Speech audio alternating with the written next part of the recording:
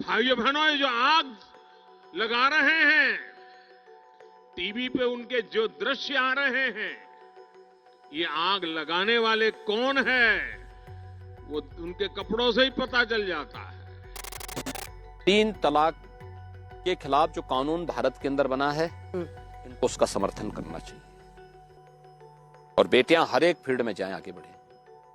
हम भी चाहते हैं, हम लोगों ने इस प्रकार के अवसर दिए भी हैं, लेकिन इसके मार्ग में सबसे बड़ी बाधा इस देश का वह कठमुल्लापन है। मैं कश्मीर तिवारी ईश्वर की शपथ लेती हूँ।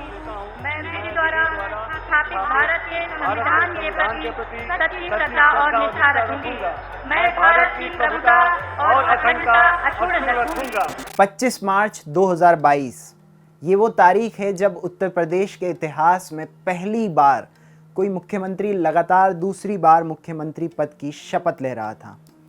उत्तर प्रदेश में योगी आदित्यनाथ का दूसरा कार्यकाल शुरू होने जा रहा था। उनके इस कार्यकाल में ठाकुरों से ज़्यादा 8 ब्राह्मणों को भले ही मंत्री बनाया गया हो, लेकिन एक चेहरा जो शायद सबसे ज़्यादा चर्चा में रहा वो है दानिश आज़ाद अंसारी का।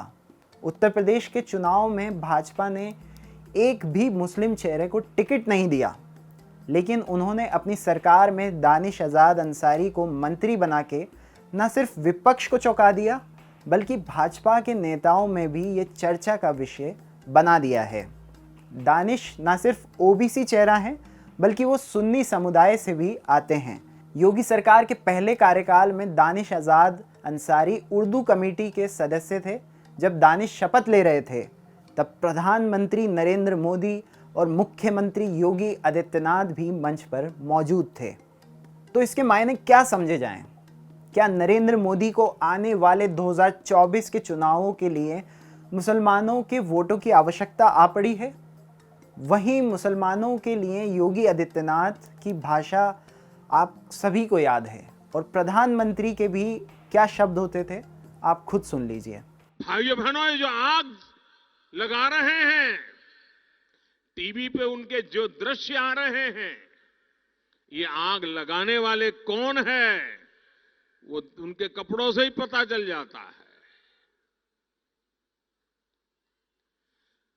और देश, कांग्रेस के लोग, उनके साथी, हमारे विरोध करने वाले लोग, अगर समझ सकते हो तो समझो, आप ये जो कुछ कर रहे हो, आप लोग जो हो रहा है, उसको मुक्त समर्थन दे रहे हो।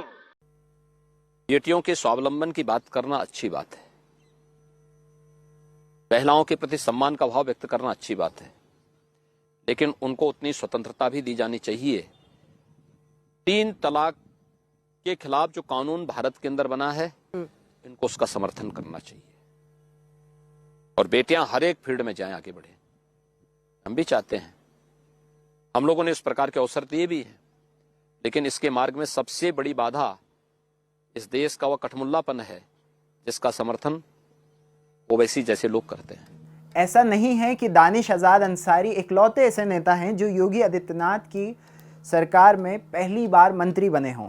इससे पहले के कार्यकाल में मोहसिन रजा भी अल्पसंख्यक कल्याण, मुस्लिम वक्फ और हज मंत्री रह चुके हैं, लेकिन मोहसिन रजा शिया समुदाय से थे और भारत में मुसलमानों की कुल जनसंख्या में से शिया करीब 15% ही हैं। क्या दानिश रजा को मंत्री दिल्ली से आदेश आने के बाद बनाया गया, या फिर क्या पूर्वांचल में बीजेपी लाख कोशिश के बावजूद भी मुख्तार अंसारी और अफजाल अंसारी के परिवार को नहीं हरा पाई, इसके चलते वो एक नया अंसारी चेहरा जनता को देना चाहती है? ये सवाल मैंने वरिष्ठ पत्रकार शरद प्रधान से किए। देखिए क्या है उनका कहना। नहीं, पहली बात तो ये कि ये कोई नई बात नहीं है कि किसी को टिकट नहीं देते हैं, किसी मुस्लिम को। ये बीजेपी का रवैया बन चुका है काफी अरसे से कि टिकट देने में उन्हें बड़ा गुरेज है। तमाम वजह होंगी इसके पीछे, उन वजहों में ना जाकर के, लेकिन ये इन्होंने शुरू किया है। पहले भी, हालांकि बहुत साल पहले भी ये हुआ था एक बार। तो अटल बिहारी वाजपेयी के बड़े खास एक थे एजाज रिजवी नाम के व्यक्ति, तो उनको फिर उनकी डॉटर को भी बनाया गया, उनको एमएलसी भी बनाया गया था।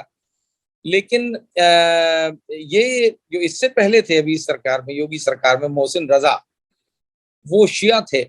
एक ये डिफरेंस है, वो एक शिया थे, उनकी कोई, लेकिन शिया कम्युनिटी में कोई ज्यादा पकड़ नहीं थी। और वो एक क्रिकेटर थे, नॉन क्रिकेटर थे, रणजी लेवल के प्लेयर रहे थे, लेकिन उनकी परफॉर्मेंस भी बड़ी पुअर रही। वो सिवाय मतलब अच्छे, वो स्पोक्समैन थे, बड़े जोर शोर से, बड़े जरूरत से ज्यादा जोर शोर से वो बीजेपी को डिफेंड करते थे, गलत सही जो भी हो। लेकिन इनको भी अब की जो चेंज है, सबसे बड़ी बात यह है कि दानिश अंसारी जो हैं, ये सुन्नी कम्युनिटी से आते हैं, जो कहीं लार्जर ग्रुप है। देखिए शियाज जो हैं वो minority with in a minority, ये जो टोटल मुस्लिम पॉपुलेशन की शिया पॉपुलेशन मुश्किल से 5 से 7%। तो ये इन्होंने कोशिश जो भाजपा ने करी है इस बार, और शियाज के बारे में कहा जाता था कि अटल बिहारी वाजपेयी के जमाने से शियाज में कुछ ऐसा तबका था जो इंक्लाइन रहता था बीजेपी की तरफ, लेकिन ये पहली दफा हुआ है किसी सुन्नी को इन्होंने ग्रूम किया है। और ये दानिश अंसारी जो है, ये इसका बैकग्राउंड आरएसएस है। ये सुन के मुझे बड़ा ताज्जुब हुआ, लेकिन पता लगा मुझे, लोगों ने जब बताया कि नहीं इसके तो बड़े काफी दिनों से लगा हुआ था ये, और इसने बड़ी कोशिश करी है वहां पे शामिल होने की, और उसकी वजह से जो है इनको बढ़ावा मिला। और ये उस उम्मीद में करा गया है जिससे मैसेज दे सकें जो लार्जर मुस्लिम कम्युनिटी को है कि भाई हम जो है आपके खिलाफ नहीं है। ये तो एक्शंस बताएंगे, ये तो एक फेस वैल्यू की बात अलग होती है, लेकिन ये माना जाता है कि ये यंगर आदमी है, मोहसिन रजा से यंगर है, सुन्नी कम्युनिटी का है, और इसकी काफी इसने बड़े बड़े दिनों से बीजेपी, जैसा मैंने बताया, आरएसएस का बैकग्राउंड था, बीजेपी के लिए काफी काम किया हुआ है। ये सिंबॉलिक है, और वो तो बड़ा से बड़ा वहां से ले आएंगे तो अफजाल अंसारी के खिलाफ थोड़ी ना वो कुछ मोबिलाइज कर पाएगा अंसारी इसको, नहीं, वो तो सोचना बहुत फारफेस्ट हो जाएगा। उसमें तो बहुत ज्यादा अहमियत हो जाएगी दानिश अंसारी की। मुझे नहीं लगता है कि ये वजह भी होगी, और ये मुमकिन भी नहीं है कि ये उसको, ये खाली सिंबॉलिज्म है। और अब की दफे ये कोशिश कर रहे हैं ये जताने की कि साहब हम जो है हम खिलाफ नहीं है। देखिए, तो ये जैसे मैंने कहा, ये दिखावे की चीजें हैं, ज्यादा सिंबॉलिज्म है, और इसका कितना इम्पैक्ट हो, क्या असर होगा, क्योंकि ये साथ साथ जा रहा है इस क्लेम के साथ कि ये बीजेपी ये भी क्लेम कर रही है कि इस बार मुस्लिम्स ने, एक स्मॉल परसेंटेज ने उन्हें वोट भी किया, खासतौर से मुस्लिम महिलाओं ने। और ये कहाँ तक सही है तो वक्त बताएगा, लेकिन कुछ स्टडीज हैं जो कहती हैं कि हाँ ऐसा हुआ है। तो 2024 के सब कुछ उसी को मद्देनजर रखते हो रहा है, यहाँ तक कि सरकार का कॉन्स्टिट्यूशन जो हुआ है कैबिनेट का, वो भी उसको मद्देनजर रखते हुए किया गया है। तो जाहिर है कि ये भी इस उम्मीद से किया गया है कि कुछ उसके ऊपर भी इन्फ्लुएंस पड़ सके, बिकॉज अल्टीमेटली जो है गोल है 2024, उसके लिए जो भी करना पड़ेगा, और जो है वो, लेकिन कितना इसका इम्पैक्ट होगा ये कहना बड़ा मुश्किल है।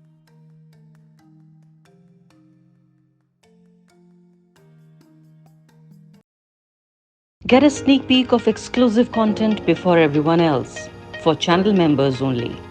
Memberships start at ₹89. Hit the join button below.